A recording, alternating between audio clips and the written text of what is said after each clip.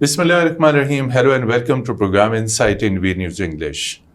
Dear viewers, there are rapid developments taking place in the region.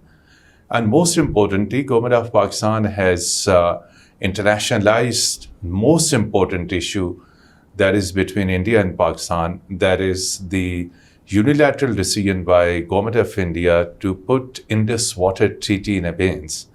And there was an international conference on that, and that conference attracted several top scholars from a number of countries, including Russia, China, United States. And these scholars and analysts at the conference highlighted various dimensions of international aspects of Indus Water Treaty and strongly supported Pakistan's narrative on Indus Water Treaty and criticized India for stopping Pakistan's share of water, which is a sheer violation of international law and the treaty itself. To discuss this all, including bilateral relations, regional developments, we are fortunate to have with us Professor Dr. Roxolana Zigon, and she's Director of Scientific Center for International Strategic Research, Moscow. Very warm welcome to program Insight in V News English. We will begin as I made the opening remarks about Indus Water Treaty. You were part of that conference, and we would be delighted if you share with our audience some of your thoughts that this was a unilateral decision by India and a complete violation of the treaty and international law, and those guarantors who had given guarantee back in 1962 when this treaty came into force, Indus Water Treaty, and with a specific angle that India's decision of weaponizing water. I think that the seminar on Indus Water Treaty that has taken place yesterday in Islamabad has played a significant role in opening a new chapter of addressing the burning issues of the global context.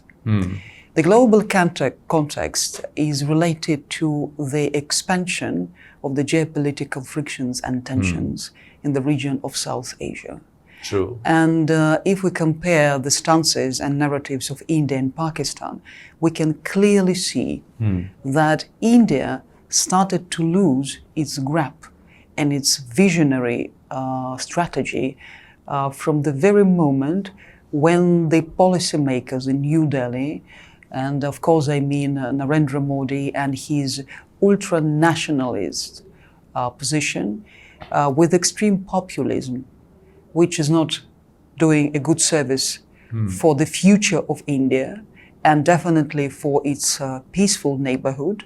And as a consequence and as a logical result of it, as how I actually foresight the situation, India may start losing its privileged position as a partner, not only in the context of relations with Russia, but also in the context of relations within BRICS, where India has been enjoying a privilege. This very extraordinary statement you are making. Exactly. A very strong position, and I do hope that this seminar and my statements and my arguments that I have exposed would become would actually cause serious reflections within the domain of policymakers in New Delhi, in Beijing, in other capitals, and definitely in Moscow. Moscow, I'm more than sure, considering all the happenings that are taking place in Islamabad, and definitely the strategies to those people who are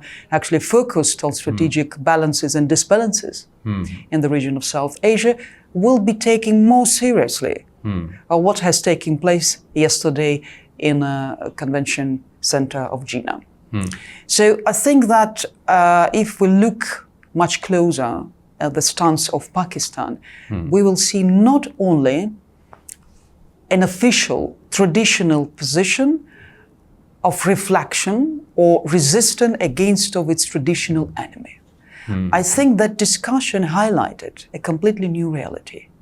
Pakistan has overgrown the outdated framework of its relationship not only with the countries of the South Asia, but as well with the global community.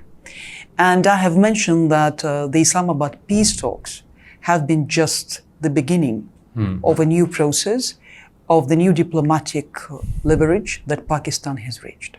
That's why all the panelists and speakers and participants of the seminar have been united to deliver a consolidated position, a consolidated vision, that there is a serious turn around of the status quo that used to be. And the Indus Waters Treaty framework is not an example of just violation from the Indian side, True. in a unilateral way. It's an example of how the powers, the global powers today, are treating the international legal system.